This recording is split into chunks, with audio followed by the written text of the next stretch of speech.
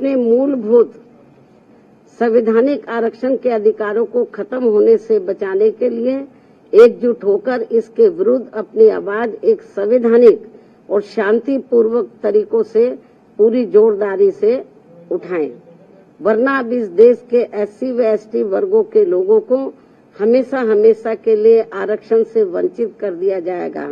फिर वो चाहे नौकरियों में आरक्षण हो या किसी राजनीतिक पद के लिए हो, जैसे कि एमपी व एमएलए आदि के लिए हो। इसके साथ साथ मेरा ये भी कहना है कि अब समय आ गया है जबकि माननीय उच्च न्यायालय एवं उच्चतम न्यायालय आदि की नियुक्तियों में भी एससी व एसटी वर्गों के लिए पद आरक्षित किया जाए, जिससे कि इन उच्च अदालतों में इन वर्गों के लोगों की भी बात सुनी जाए और समझी जाए और भविष्य में माननीय सुप्रीम कोर्ट द्वारा नागराज केस में दिए गए निर्णय एवं दिनांक 1 अगस्त 2024 को देवेंद्र सिंह बनाम पंजाब राज्य में दिए गए निर्णय की तरह के अन्य कोई और निर्णय एससी व एसटी वर्गों के विरुद्ध देकर उनके संवैधानिक अधिकारों का हनन न किया जाए।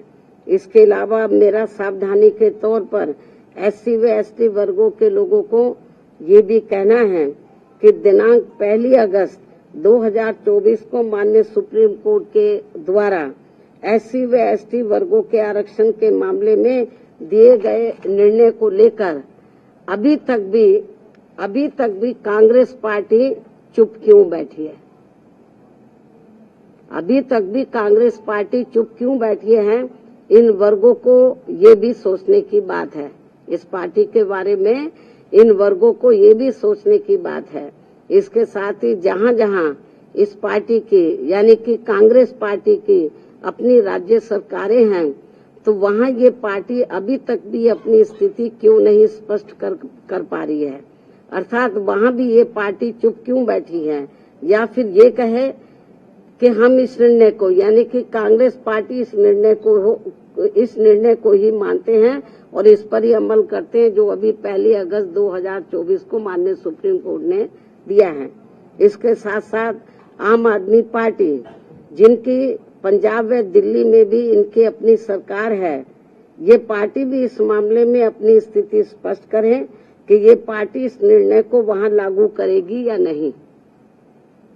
इस प्रकार इन पार्टियों की भी इस दोगली नीति से एससी व एसटी वर्गों के लोग जरूर सावधान रहें, जिन्होंने इस बार देश में 18वीं लोकसभा के हुए आम चुनाव में खासकर आरक्षण व संविधान को बचाने के नाम पर इन वर्गों का वोट हासिल करके अपनी अधिकांश सीटें जीत ली हैं, अपनी अधिकांश सीटें जरूर जीत ली हैं और अपनी एकमात्र हितैषी पार्टी बीएसपी को नुकसान पहुंचा दिया है।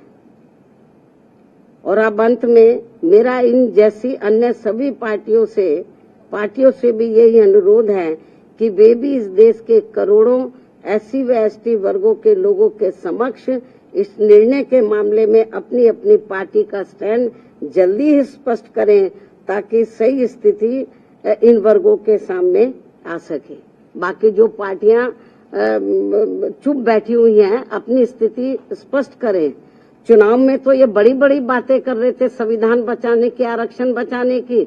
अब ये जो 1 अगस्त को जो अभी रिसेंटली अभी जो निर्णय आया है, उस निर्णय पर तो अब ये संविधान नहीं दिखा रहे किसी को।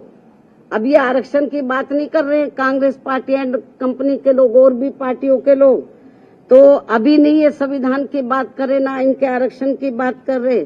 तो इसलिए मेरा यही कहना है इन सभी पार्टियों से, चाहे बीजेपी है, कांग्रेस है, केवल आश्वासन देने से बीजेपी की ओर से आश्वासन आया, माननीय प्रधानमंत्री जी द्वारा केवल आश्वासन आया है, आश्वासन से काम नहीं चलेगा। इन लोगों को एससी एसटी वर्गों को जो इस फैसले से, इस निर्णय से नुकसान हो रहा है, तो उस पर वो अपना सही स्टैंड ले। और ये कोई केवल आश्वासन से या गौर करने से, माननीय प्रधानमंत्री जी ने जो कहा है कि हम गौर करेंगे, आश्वासन दिया, उससे काम नहीं चलेगा। इसका बड़ा भारी नुकसान इन वर्गों के लोगों को हो रहा है। बेहतर तो यही होता कि कल जो इन्होंने 2-3 दिन पहले ही संसद के दोनों सत्र जो इन्होंने अनिश्चित काल के लिए स्थगित कर दिए हैं, बेहतर यही होता कि इसको ये अनिश्चित काल की बजाय तो ये थोड़े समय इसको ये नहीं करते, इसको कंटिन्यू रखते और 5-6 दिन के बाद पूरी तैयारी करके तो ये संशोधन विधेयक को ये पार्लियामेंट में इस मामले को लेकर पार्लियामेंट में संशोधन विधेयक ये लाते, लेकिन नहीं लाए।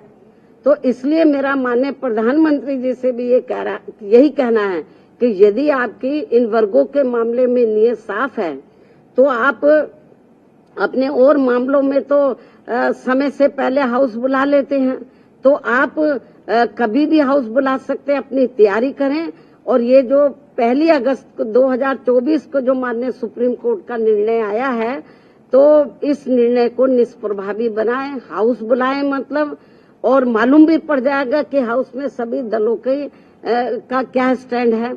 और मुझे क्या लगता है कि ये इनको जल्दी करना चाहिए, ये ठीक नहीं है।